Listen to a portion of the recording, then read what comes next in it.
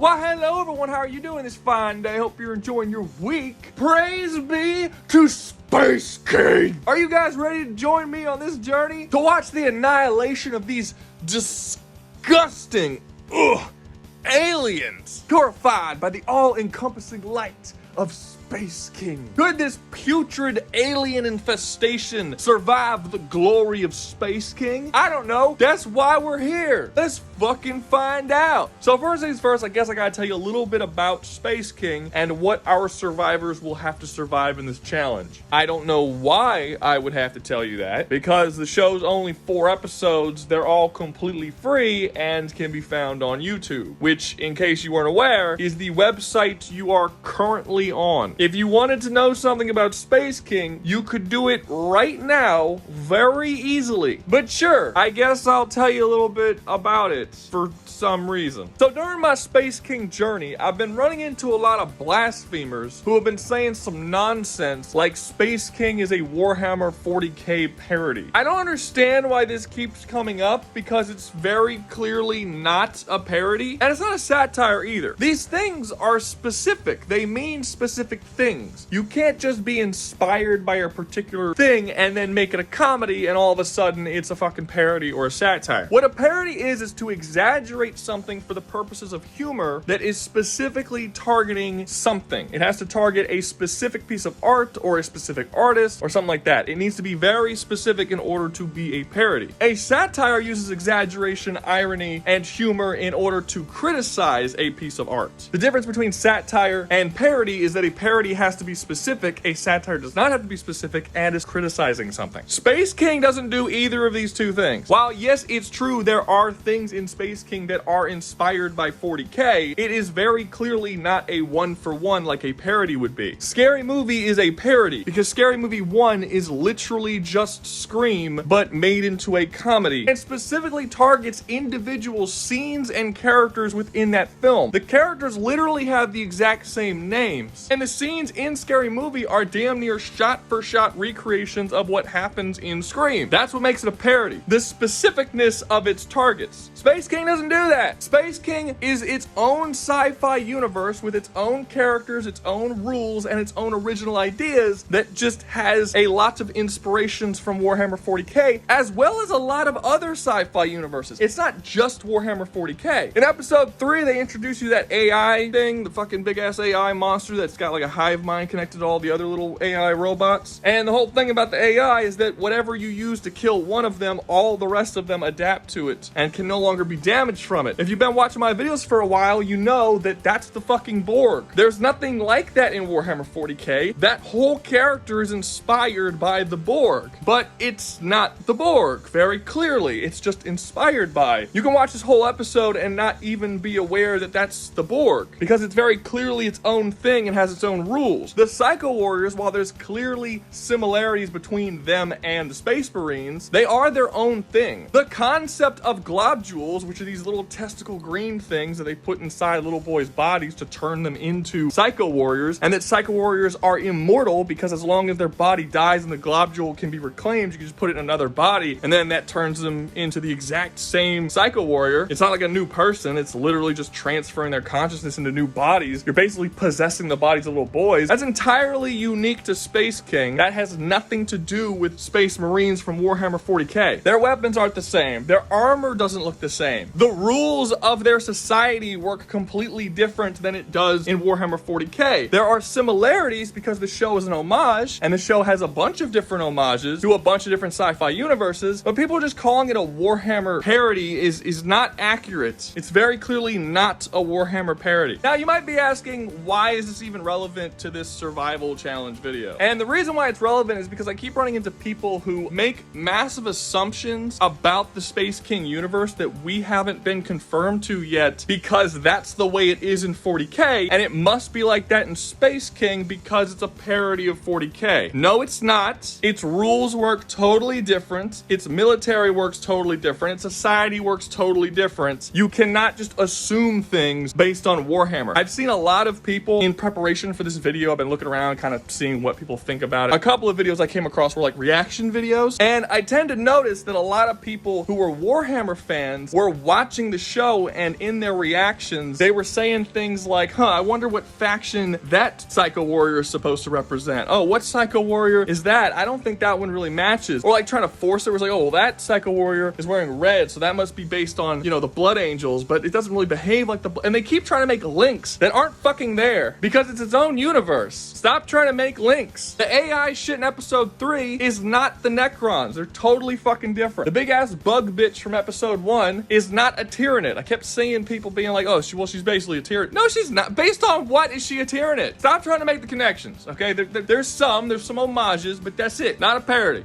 It's its own thing.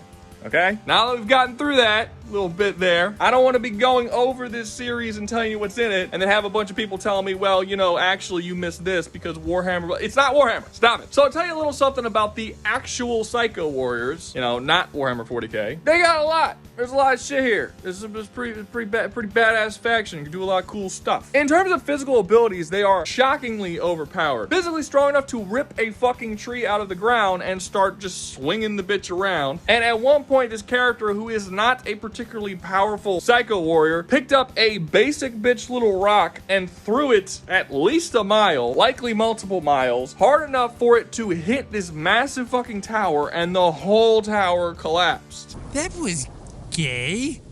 A rock? Where's the imagination in that?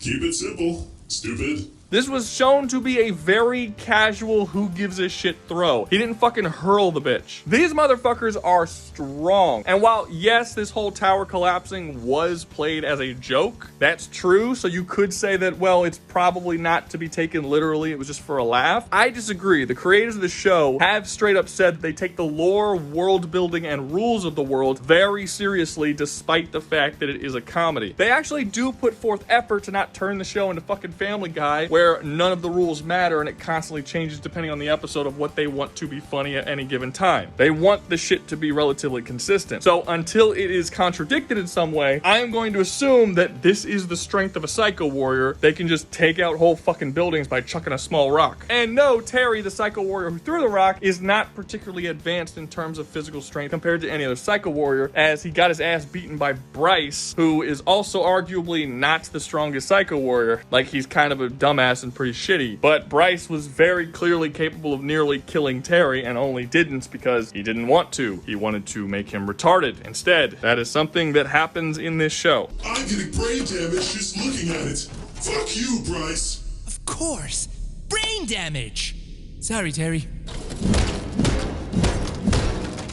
Hey, did it seem like the creatures kind of just like chased you here? Yeah, seems real fishy, huh? Holy shit! What happened to Terry?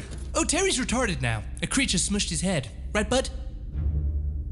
Terry? Their armor is also shown to be extremely durable, as most weapons don't seem to do anything to them. We see multiple instances where normal-sized people who are not like 12-foot tall fucking Psycho Warriors are firing laser weapons directly at their armor and it does nothing. The only thing we've seen it do is kinda chip the paint on one of the armors. In fact, throughout the show so far, the only things we've seen that can damage the armors are giant fucking kaiju monsters and other Psycho Warrior weapons, which are also very impressive. The technology of the Psycho Warriors is extremely advanced. While normally they just have like basically lightsaber-esque type weapons and big ass fucking laser cannon that fire significantly larger and more powerful lasers than any normal laser weapon that a human can fire, they are also really intelligent and are capable of creating ridiculous over-the-top technologies that are arguably fucking magic. Like, just to give you an example, Bryce is considered fucking stupid in this series. I just have to align the colors. It'll be a straight shot to the exit.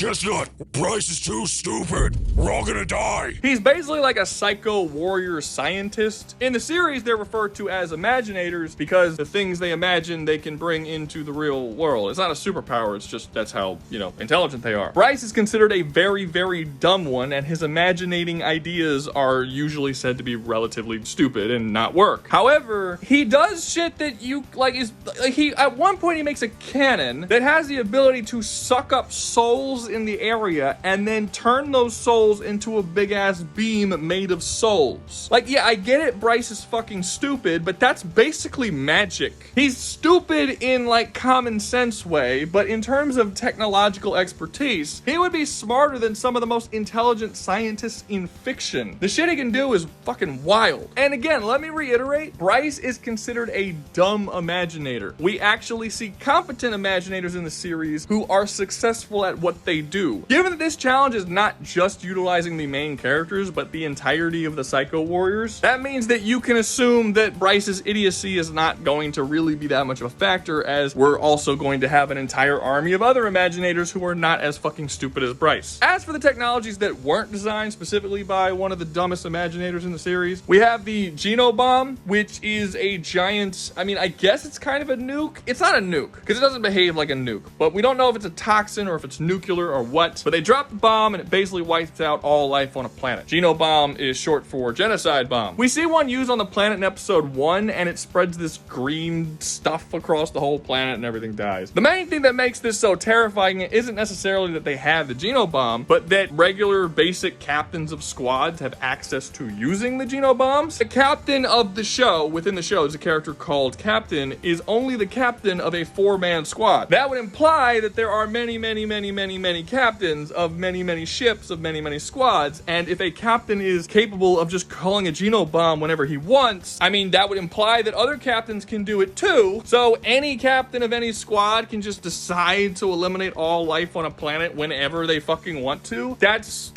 good. That sucks. That's crazy. Now, it is said by high command that he wasted it, so I'm assuming that they're not supposed to just call them on every single planet they go to, and that there's a limit to how many of these things that they have, but the fact that any of them could use at any given time is pretty impressive. Their ships are also capable of blowing up planets. Not a single ship. They have to have a couple hundred ships, but their travel speed is damn near instant. They basically just teleport from one planet to another, and when they show up, we do see at one point that a couple hundred of these ships all shoot lasers at the same time, and they blow up an entire planet with one shot each. So it's really a casual feat in this series for the Psycho Warriors to be able to blow up entire planets. Overall, some very powerful shit. Speaking of using the entirety of the Psycho Warriors, their numbers are fucking insane. So much like Warhammer 40k, there do exist something similar to chapters, except they are called legions. Each legion has a different purpose and does a different thing and has different rules that revolve around why they actually exist, but the legion's numbers are really impressive regardless of which legion it is. The legion that we see the most of is the Star Defenders, and we see that the Star Defenders are a large enough legion that they can completely cover an entire planet with troops and wipe out all life on that planet just by individually hunting down people and shooting them. They do this in a very small amount of time, meaning bare minimum, this one legion very likely has at least a couple billion people. Otherwise, that wouldn't really be possible. As for how many legions actually exist within the Psycho Warriors, the creators of the series were asked this question, and they said tons and tons and tons and tons. So we don't really have a number, and I don't think we're ever gonna get a number, but if I take them literally, tons and tons and tons and tons, that's 8,000? I'm not gonna take them literally though, but bare minimum, there would be thousands. But it's very possible there are tens of thousands or hundreds of thousands or even millions. Again, we don't have a legitimate number. Point is, there's no way that there's less Psycho Warriors than many, many, many, many billion. You're talking about a faction where there are no guardsmen equivalents. In Warhammer 40k, you have the Space Marines, and the Space Marines are a small percentage of the full army, which are the guardsmen. The actual Space Marines, there are 1,000 chapters, and each one of those chapters have a couple thousand each. There's no guardsman equivalent in Space King. The entire military is Psycho Warriors, and there are bare minimum billions in each individual legion, so there are likely, you know, trillions, possibly hundreds of billions, bare minimum. It's a lot. Not to mention the creators have also stated that this is not a galaxy, but an actual universe. So that would also point to the possibility that there are likely more than just billions of Psycho Warriors. Another thing about the Psycho Warriors, super important, and again, very different from a Space Marine, is the whole concept of globules. Basically, globules is a Psycho Warrior's nuts.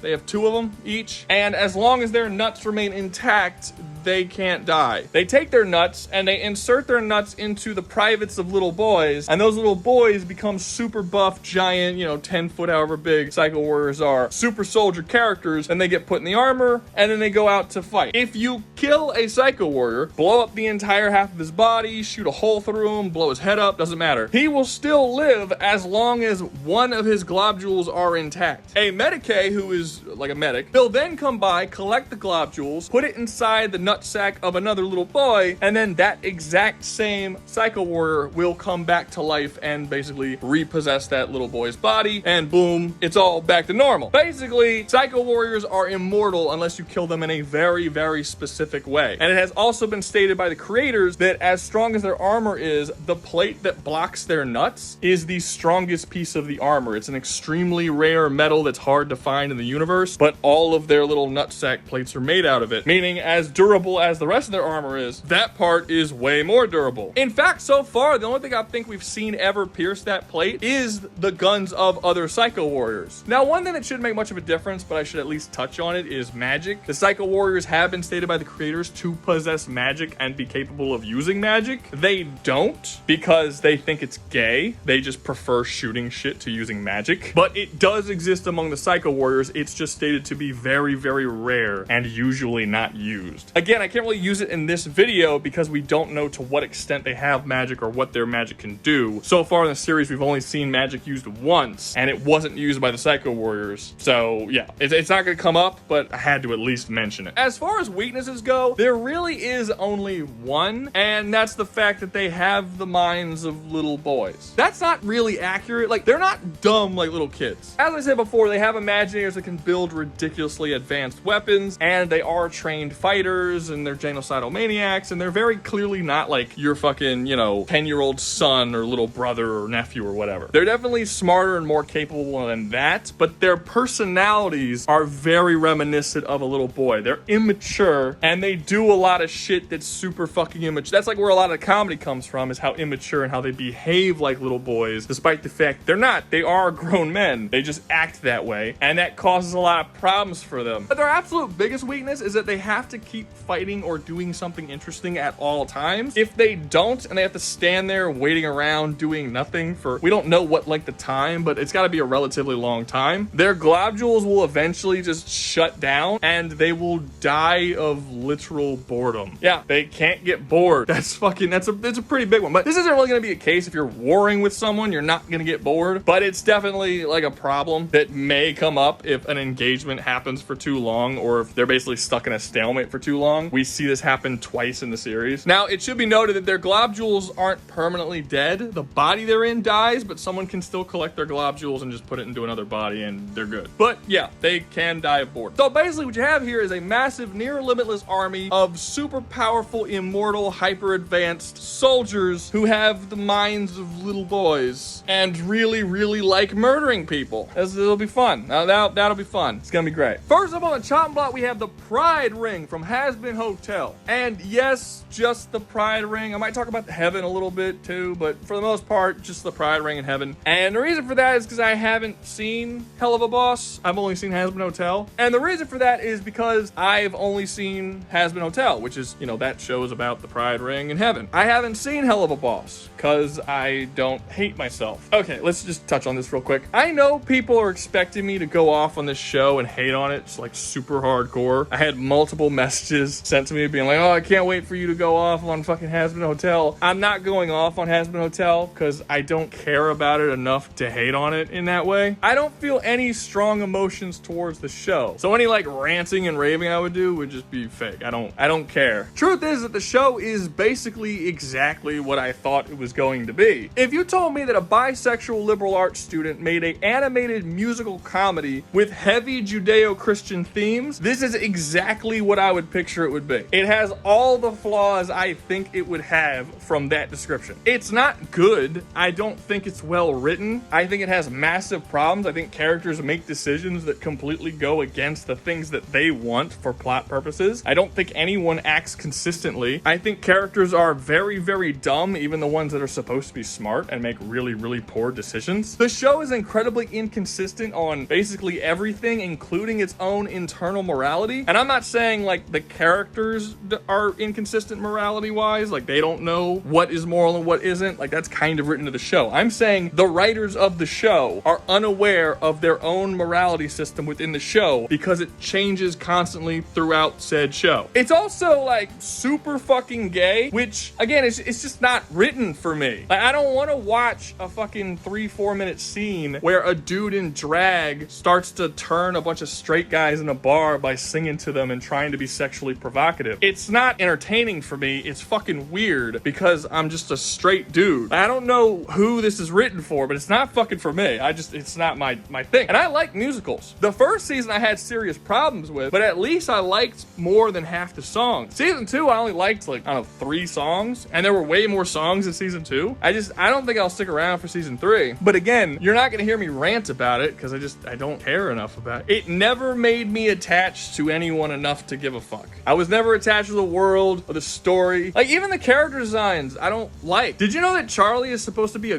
goat? I never got that. Someone had to tell me that she's supposed to be a goat. I didn't know what the fuck this design was. She was just a chick with a weird nose. So sorry to disappoint, but yeah, you're not getting like a 15-minute rant from me about how terrible the show is because it's just, I don't know. I don't care enough. As for how well the Pride Ring and Heaven will do against the Psycho Warriors, they'll do really, really good at first and then immediately be completely slaughtered in a matter of minutes. I don't know, maybe hours. Well, I'm not going to exaggerate. Maybe a couple hours. And the main reason for that is because sinners and angels cannot die under normal circumstances. Like you can't kill them. It's like a law of the universe. The only way that they can be killed is via angelic weapons. So if the Psycho Warriors don't have angelic weapons, they don't have any way of killing anyone. The sinners, the angels, nobody. They won't be able to kill anybody. The problem with this, more so Hazbin Hotel's problem, not Psycho Warrior problems, is that we've already seen them manipulate souls. Like I said, one of the dumbest imaginators we've seen in the series was able to build a cannon that sucked up all the souls in the area and turned it into a laser. This means that the science that the Psycho Warriors can create can affect souls. Once they realize what they're fighting and that these beings are immune to all their weapons and they need something that affects the soul itself, they have the intelligence to create a weapon that can do that. Honestly, all Bryce would have to do is bring his soul cannon onto the planet, because yes, the Pride Ring is shown to be a planet as well as heaven. They're both like giant spherical planetoid type thing. He would then just charge up the fucking cannon. It would suck all of the sinners in the area into his cannon, and he just trapped all the fucking souls. He's got them. That's all he would have to do. Boom. Problem 1. And since we already know they can affect souls, would it really take that long or be that difficult for them to design laser guns that can now harm souls too? What about when the angels come down to fight them? If a Psycho Warrior is capable of overpowering an angel, which yeah, your average Psycho Warrior would absolutely be able to overpower an angel and take their weapon, they can then use that weapon against an angel and boom, now they find, okay, now we have this weapon. Now what is this technology? Can we use this technology in our own weapons and now we can fight them on par? And then once that happens, however long that will take, they will then fuck up all the demons and shit. Like everyone will be fucked. They can now kill them all. I know I haven't seen Hell of a Boss, so it might be a stretch for me to say, but based on what I've seen from Hazbin Hotel with the angels and the sinners, the demons likely wouldn't be able to do a whole lot either. For one, the Psycho Warriors considerably outnumber the entire population of the Hazbin Hotel Hell of a Boss universe. We know the Pride Ring is the largest ring in all of hell. We also know that it's the most populated and it's massively overpopulated. The Pride Ring is entirely filled with sinners. That means that we basically know what the population is, as we just have to look at how many people have died in our real world Earth, and that should be around around the population of the Pride Ring. That's not a big number. The fact of the matter is, and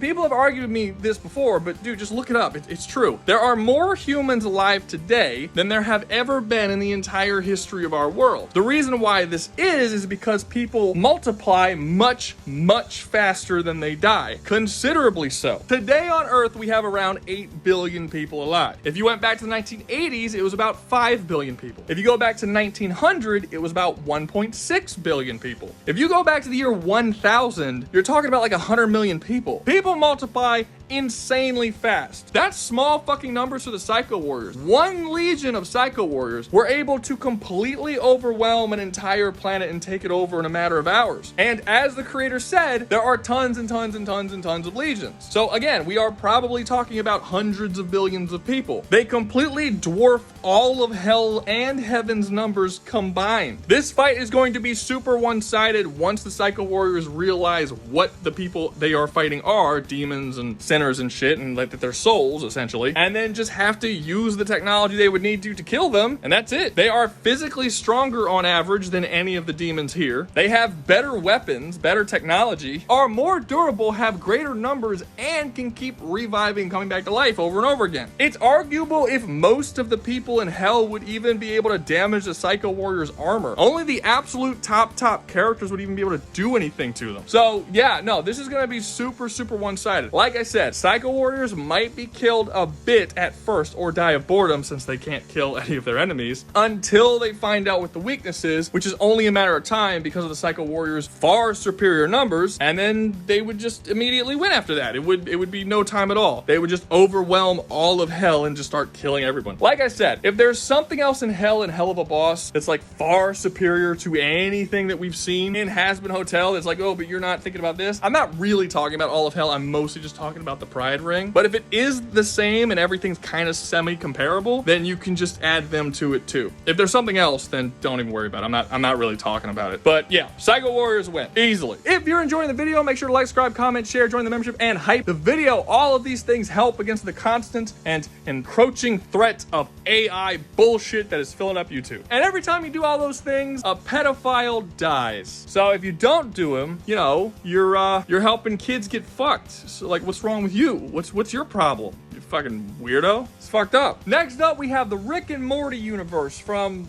obviously Rick and Morty. I feel like I'm gonna have to defend this one a lot, but yeah, Rick and Morty universe, I don't think it's gonna do as well as people think it's gonna do. I don't think they're gonna be immediately wiped out or anything, but I also don't think they're gonna be able to overcome the Psycho Warriors. And I know this is weird because in a lot of people's minds, Rick is basically a god. Like, he's one of those characters that a lot of people consider is so advanced scientifically that he's essentially a magical being that can do anything he wants to do. And if you would have told me this years ago in like season 3 or 4, I may have agreed with you. But I just can't agree with you now because, I mean, he's been taking a lot of losses, man. They've massively nerfed this motherfucker. I mean, just think about some of the shit that he was completely incapable of overcoming in the last couple of seasons. We find out that his absolute arch nemesis who constantly fucking clowns on him is based on Aquaman. He's a dude who controls the police and the water, and that's it. He was completely unable to do anything when a hive mind was released on planet Earth and needed the help of Unity in order to overcome it. He got his ass beat by fucking Zeus, and it's not like Zeus did any crazy god level shit. They just got into a fist fight and Zeus beat his ass. I mean, yeah, he did grow to be the size of Zeus, which was very large, nearly the size of a planet, and they fist fight, but he lost the fucking fist fight. If he's this ultimate god level universe destroying being that people say he is, he wouldn't have fucking lost that. There are a lot of situations that he's been put in over the years that he's just completely undone. Like, he just can't deal with it. We've seen countless examples, and I know people are gonna jump the shit that happened in the comics, like how he defeated the devil in the comics and then took the devil's power and became Devil Rick and then restarted the entire universe. Or that time he did the shit with the microwave and that was gonna destroy a galaxy or some shit. Let me be clear. Justin Roiland and Dan Harmon have both stated the comics are not canon and do not take place in the universe of their show. Not universe as in C-137. I'm saying it's not canonical. It's a little fun side story. Also, in the comics, it's very clear clearly stated that it's C-137 Rick. So if they say it doesn't take place in their canon, you can't even use the argument that, well, it's another version of Rick in another universe. No,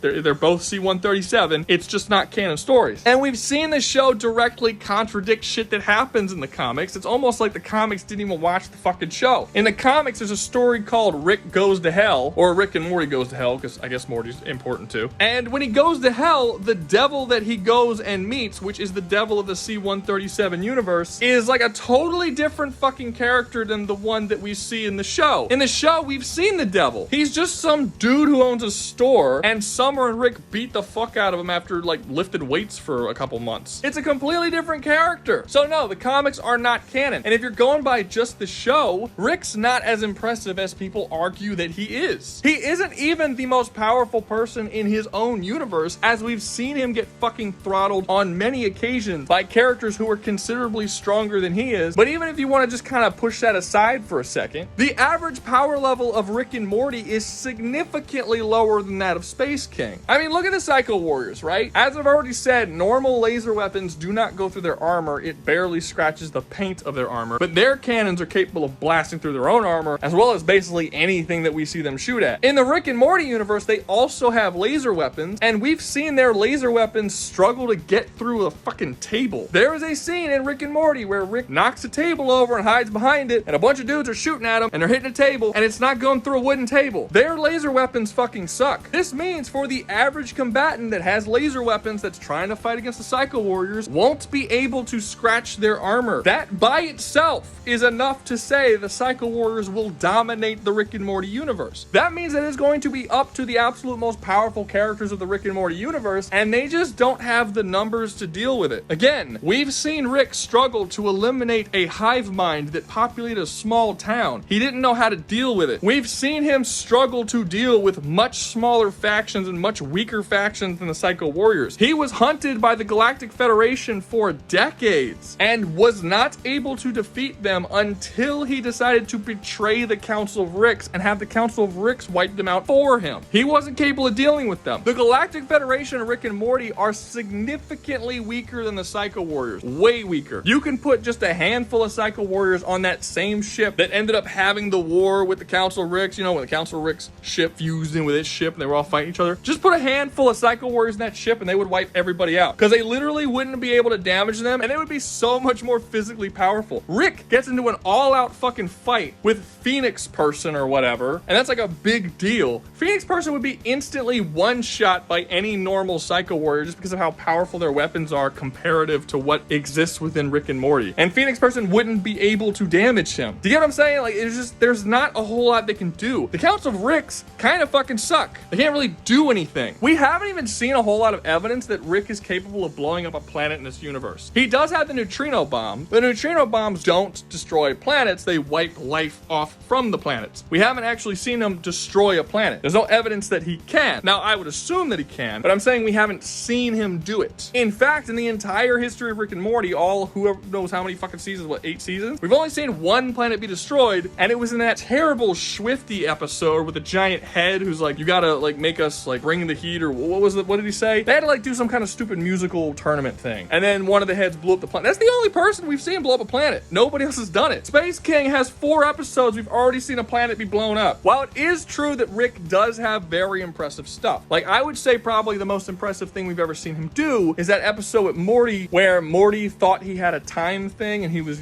putting checkpoints. At the end of the series, you end up finding out that it's not like checkpoints he was having, but instead he was moving into other universes and replacing that universe's version of Morty. And then in order to basically fix everything, Rick took all those universes and fused them into one universe, just making them one place so that he didn't ruin this across all these different, like, it's like fused a bunch of different universes together. That's pretty cool, but it's also not in any way useful in combat and wouldn't do anything against the Psycho Warrior. In terms of things that he has that would do something against the Psycho Warriors, he's very limited. Like, he has giant mechs and a fucking Ultron thing, and he's got some fighting stuff and combat stuff, and his ship's really powerful, and I get that. But most of that shit can be fucked up by the Psycho Warriors. And even him growing to the size of a planet and fighting Zeus isn't really that big of a deal, because you get like a couple dozen or a couple hundred ships around to shoot him, and they'll just fucking blow him into pieces. The main issue the Psycho Warriors are gonna have when it comes to Rick is that you can't kill him, because every time you kill him, his memories get uploaded into another clone body somewhere else, even in other universes. That's gonna be an issue. too. Also, the fact that they're going to be greatly outnumbered because there's multiple universes, but given that there's no evidence that they can go into other universes, they really shouldn't have to deal with anyone except the people from C-137. Like, there's no reason Ricks from other universes that aren't C-137 would pop into C-137 to stop the Psycho Warriors because they're not going into their universe. That is until the Psycho Warriors actually get their own portal guns, in which case they might become a threat to the entire multiverse, but then their threat level will also increase because there will be an infinite number of universes where there are more Psycho Warriors, and they could just team up with a bunch of themselves and then start invading other universes, and then there'll be a threat. But I mean, yes, the threat against them will increase, but their threat against everyone else will also increase. Overall, I just don't see this happening. Rick won't be able to die, but he won't be able to wipe out all the Psycho Warriors either. And overall, the C-137 universe is just going to have this plague going through it, wiping out everybody, and Rick's not going to be able to stop it. There are much smaller threats that he comes into contact with in his series that he is completely helpless against, that he needs other people to come save his ass from. So, yeah, no, I'm sorry. The idea that Rick is this god-level being, that's not the case. And honestly, I say that like early in the series, that kind of was the case. It wasn't even the case then, because he still loses and fucks up a lot in the early seasons. The Cronenberg episode is literally him just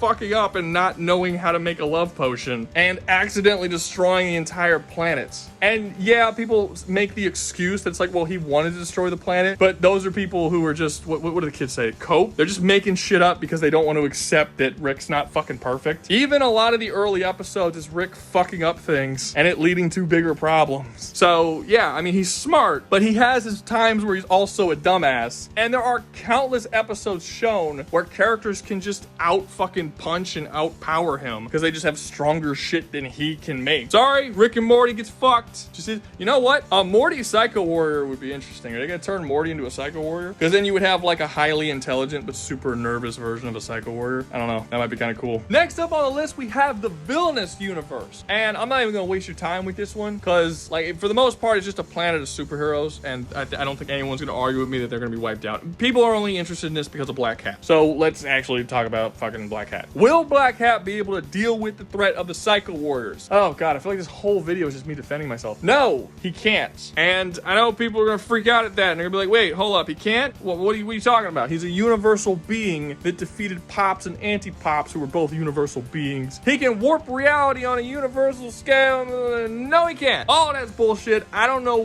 where people are getting it from because it's not in the show. Like, if you watch the show, while it is true that Pops and Anti-Pops are destined to reach their final forms, fight, and their collision with each other will destroy the entire universe and recreate it. That's true. That's in the regular show. When Black Cat fights them, they are not in those forms. And even if they were in those forms, that doesn't make either of them universal. That makes their power together universal. So at absolute maximum, the final form of Pops and Anti-Pops together are universal. Fine, okay? They're not in their final forms, and he doesn't fight them both together. He fights them individually. Actually, that's not even accurate because they don't even attempt to fight back. Pops gets killed by being thrown into a sun, which would not be universal if that killed him. That means he would not have universal durability. I don't know why Pops going into a sun and dying suddenly makes him universal. That should show right there that the claim is bullshit. But then he takes Anti-Pops and he chucks Anti-Pops at a fucking alien that then starts chewing on him like a chew toy, and he can't escape the alien chewing on him. So is the alien that Black Cat tossed Anti-Pops to also a universal alien? Just some random alien chilling on a planet somewhere, that's also a universal alien because he's fucking up Anti-Pops? Also, it should be noted that Pops never actually reaches his final form in regular show or Villainous. It's made very clear in regular show that if Pops were to become, you know, Super Pops, and then he were to fight Super Anti-Pops, they would destroy the entire universe as well as kill themselves. So what Pops ends up doing is not reaching that final form and then showing love, kindness, and compassion to a super-powered Anti-Pops, which reverts him back to his shitty form, and they both fly into the sun and kill themselves. So, let's reiterate. The most powerful versions of Pops and Anti-Pops are not universal on their own, only when they combine their power together, and that amount of power that they create kills them both. In their normal forms, they can both be killed by being tossed into the sun, and this is the version that Black Hat fights against. I can't tell you how many times I have seen people say that Black Hat is universal because he defeated Anti-Pops.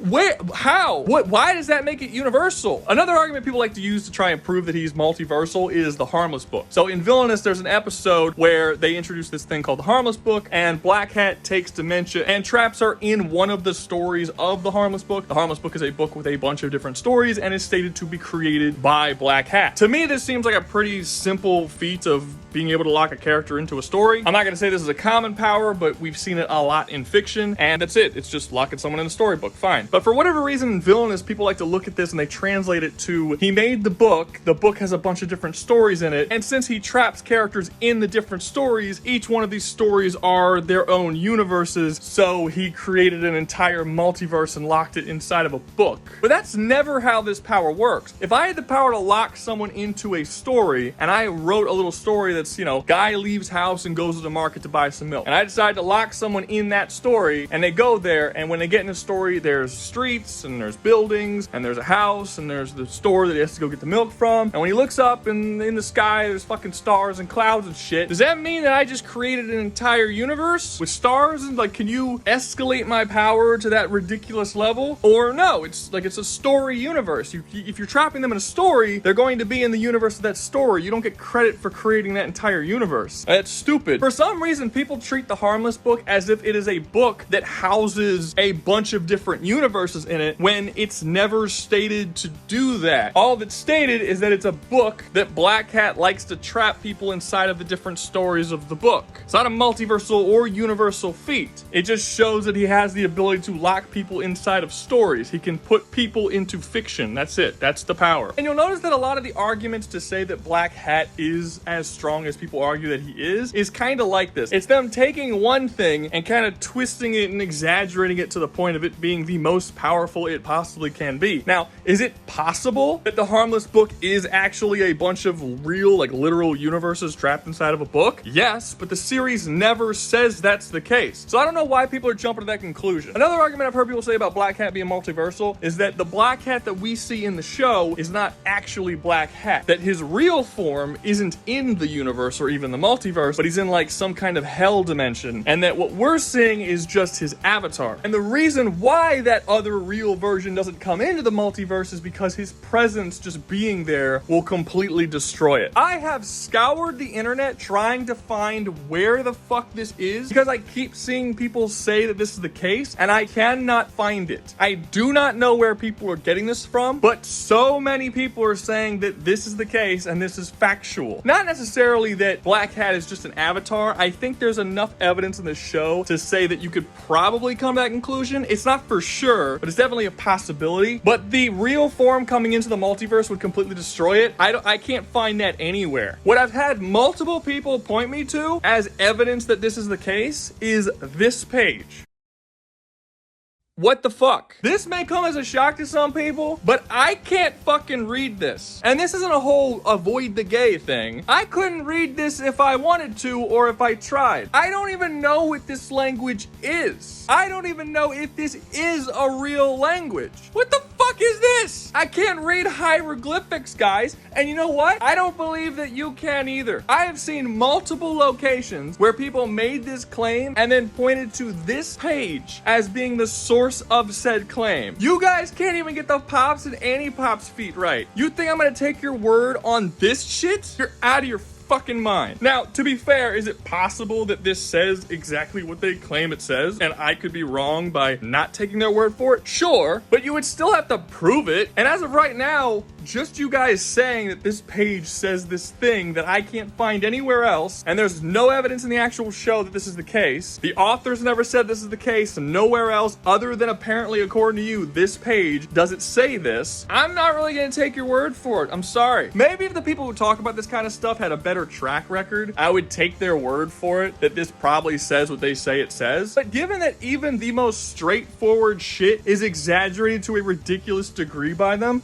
in this case, I'm not taking their word for it. I don't know. Look at it. This shit is fucking nonsense. Now I'm sure there's more arguments that people have for why the character is universal or multiversal or whatever, but these are the three main ones that I keep saying, and I just don't think they hold up. And there's a bunch of other powers that characters claim Black Hat has, which I think have just been straight up proven to not be the case. I've seen characters argue that he's omniscient and omnipresent, which is very clearly not the case if you watch the show, as we have seen him be surprised and angered and shocked and very clearly reacted to things as if he did not know those things were going to happen. We've seen things happen out of his purview, which he was not aware of was happening. There's literally a running gag in the series that his employees that work for the Black Hat organization can summon him when they need him, and he just pops up against his will wherever they are, and he's usually doing some embarrassing shit, and he's like, what the fuck? What do you want? Stop calling me. And he like gets super annoyed by it. If he was omniscient and omnipresent, this would not be the case. So I don't know where people are getting omniscient and omnipresent. And on and on and on, there's power after power after power after power. It's a lot of people exaggerating shit or just pulling shit out of thin air. It's very strange. Now, am I saying that Black Hat is not super fucking powerful? No, he is. We've seen him blow up planets. We've seen him do some crazy fucking shit. He erased Aku from existence. Like, he's done a lot of cool stuff. And if you put him in the Cartoon Network multiverse, if that's even a fucking thing, he would very likely be the most powerful character Cartoon Network has ever had. But that doesn't make him a universal or multiversal being, and I don't think there's enough evidence to say that he is. The argument I'm making is not that he doesn't have a vast array of bullshit powers that Space King universe can't deal with, but that his range is not shown to be what people claim it is. Not universal, not multiversal, he's not all aware, he's not omnipresent, none of this stuff is evidenced within the series or by the guy who created the show, who does oftentimes go on Twitter and shit and talk about stuff behind the scenes. It's not anywhere to be seen. So if the villainous universe were to collide with the Space King universe, and the Psycho Warriors were to show up and start invading the planet and all the different planets and start killing people and stealing little boys and chucking little girls in lava, because that happens in the show, I do not believe for a second that Black Hat would be able to stop them from doing it. Earth would be completely fucked. All the heroes and villains of Earth would be dead or conquered or murdered. Black Hat doesn't have the range or the raw power to stop them. And honestly, I'm not 100% sure he would want to, even if he could. He's the embodiment of all evil. He likes corruption and death and murder and destruction and all this kind of shit. Unless they're specifically fucking with him, which, to be fair, is likely to happen given that they're just invading and blowing up planets and doing all kinds of shit. They will probably attack the Black Hat organization because it exists on the planet, and they will be attacking employees and people like this. He might have problems with it, and he might kill a lot of them, but there's really no evidence that he can wipe out all of them considering just how big their numbers are, and certainly will not be able to keep up with the destruction that they can cause, again, solely due to their numbers. There's also a really solid chance that given enough time, due to the advanced technology of the Space King universe, that the Psycho Warriors could possibly make something to deal with him. We don't know exactly what they are capable of doing. Like, we don't even know if they can travel to other universes, even though we know that in Space King other universes exist. But we've seen them create a cannon that steals souls. We've seen magic in the universe be able to manipulate time. Like, we have seen them do some crazy shit, or at least we've seen crazy shit exist within their universe. Even the AI god that adapts to all forms of damage was created by humans in the Space King universe. So their technology is very advanced. Is it possible they could at some point create a technology that is capable of sealing or locking away or banishing? Well, not banishing, because Black Hat could very easily travel between universes, but they could make something that could do something to Black Hat, possibly, but that's sort of getting more into like fan fiction and not going based off of what we've seen them be able to do. But it is possible that maybe they'll be able to come up with something if given enough time. But overall, I just think the numbers that exist within the Psycho Warriors are too great for Black Hat to really deal with, as again, we've never seen him destroy an entire universe. We've never seen him do anything close of wiping out all life on a universal scale across many different worlds and solar systems and galaxies. We've never seen him do it. He's never done it. So I don't know why people are claiming that he can. It's weird to me. You know, I feel like this is mostly a stalemate because they're going around destroying planets and conquering and doing all this kind of shit, and Black Hat is just this very powerful being that they could never really deal with, but he can never really fully deal with them either. Then they're both just kind of still alive. Also, the show hasn't really touched on it yet, but I'm sure there's some way for them to make more globules so that they can make more Psycho Warriors. Like, they would have to, right? Because if they couldn't make more globules, that means that eventually they'll die out inevitably. So you would have to think they are capable of creating more. We don't know what that process looks like or how they do it, but but it would have to be possible. So that's also a problem. Again, kind of going into fan fiction a little bit, but even if Black Hat could kill like whole planets of them instantly over and over and over again, if they could just keep making more globules, that wouldn't matter. But yeah, overall, I would say stalemate. Last up, but certainly not least, we have the final space universe. And, oh,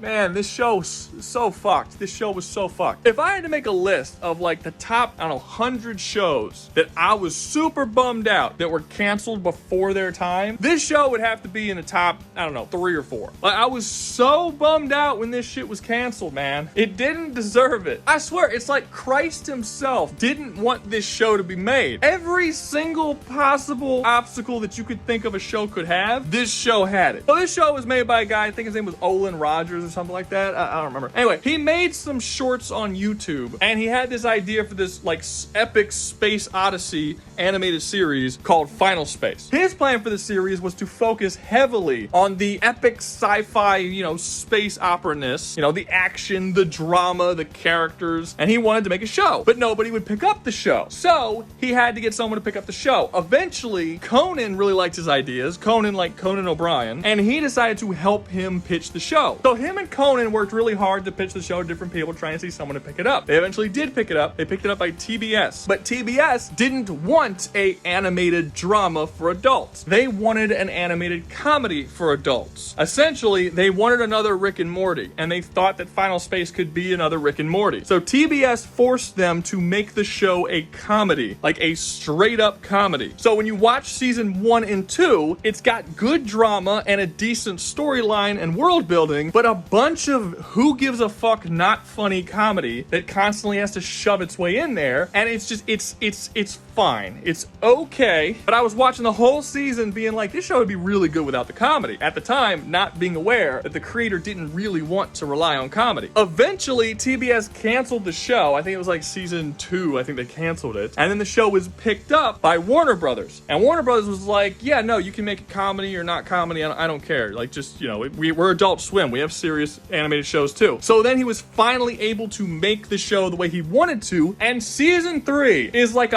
it's like everything I want in a fucking animated adult show. I always complain that American animated shows are always comedies when it comes to adult stuff. We don't have enough stuff for adults that's not comedy when it comes to the animated market. It's irritating. I can only think of like Primal and Invincible, maybe. Like everything else is a comedy. It's irritating. This had comedy in it still, but it was heavily based on drama and the character relationships and character dynamics. It was really good. And then the Warner Brothers merger happened, where Warner Brothers was being sold by AT&T to somebody else or whatever, and the fucking new people came in, canceled it again. And Olin Rogers tried to get someone else to pick it up, but the fucking show's been canceled twice at this point, and that's it. They just never brought it back, and that fucking sucks, because season 3 ended with a massive cliffhanger, and if you just finish the show there, I mean, you have to come to the assumption that everyone's fucking dead and the whole universe is over. Now, I've heard that Olin Rogers eventually went on to write a comic book that finished the story properly. I haven't read that comic book, so whatever's in that comic book is not going to be a part of this video. But overall, if you've never seen Final Space and you're being like, oh, should I check it out?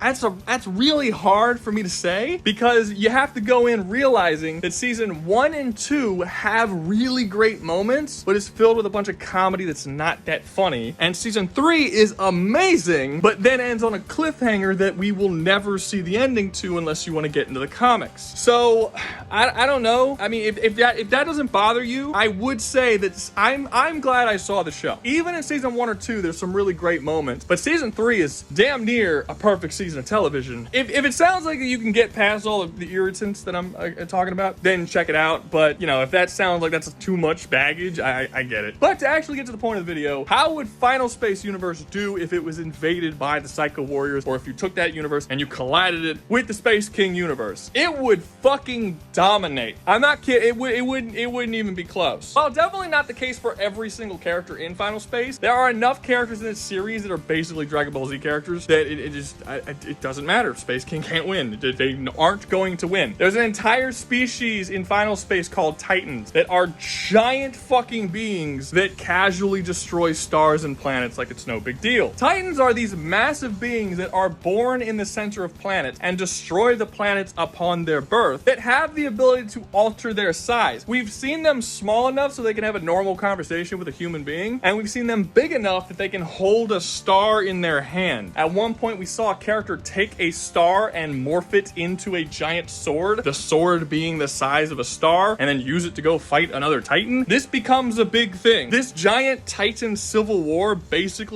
makes up like half the plot of season 3. And there are many of these Titans in the universe. You also have characters who are not Titans, like the Lord Commander, who we don't really know where his power comes from. I guess it would somewhat come from Invictus, but when he betrays Invictus, he doesn't lose his powers. Anyway, he's capable of just straight up blowing up planets. He's just a normal sized dude with like crazy magical blast abilities that allow him to just fucking lay waste and destroy planets. And in season 3, he ends up going into the center of a planet where a Titan fetus is being birthed, and he fuses with the Titan fetus and then becomes a whatever the fuck he was before Titan hybrid that becomes more powerful than all the other Titans. There's this pink chick who has like psychic blasty powers, and she matches Lord Commander in power, so she should also be able to destroy planets. There's this little green cute thing called Mooncake, which is basically like the mascot of the series, that is also capable of destroying planets and can fight on par and even defeat Titans. This is a very common thing in the series, that there are planet destroying, star destroying beings. It becomes fucking like, it happens all the time. It's like the whole series, it basically becomes Dragon Ball Z. I'm not gonna say the series is as strong as Dragon Ball Super, but it's comparable to Dragon Ball Z for sure. There's this one being called Invictus that is the whole show, basically the whole villain of the series is Invictus trying to escape this imprisonment from another universe into our universe. Invictus is directly stated to be stronger than any Titan we've ever seen, and we don't really see Invictus do much, but we do see her being capable of mentally fucking with, mind controlling, and influencing large groups of people, even armies of people and populations of entire planets, even while she's imprisoned. When I said that the series ends with a cliffhanger, the end of season 3 has her escaping her imprisonment into our universe, and basically ends with the main character Gary just being like, oh fuck, we're all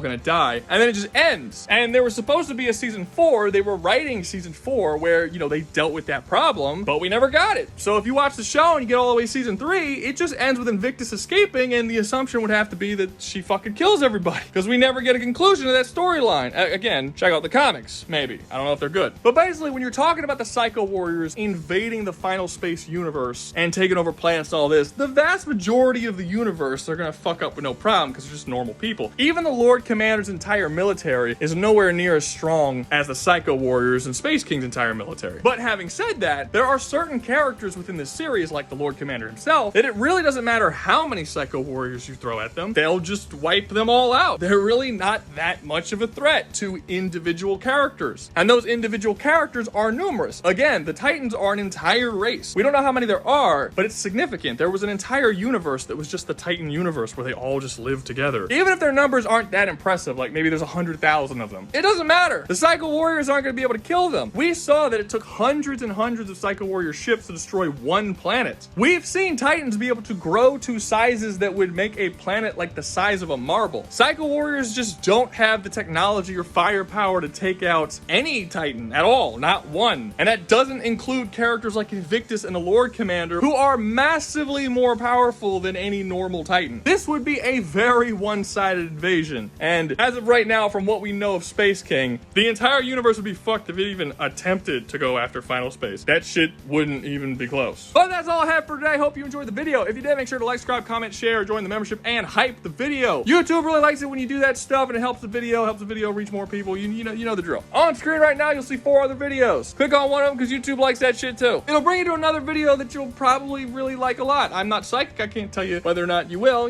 not see in the future, but I think you'll probably like it. And always remember, y'all stay safe out there, you hear?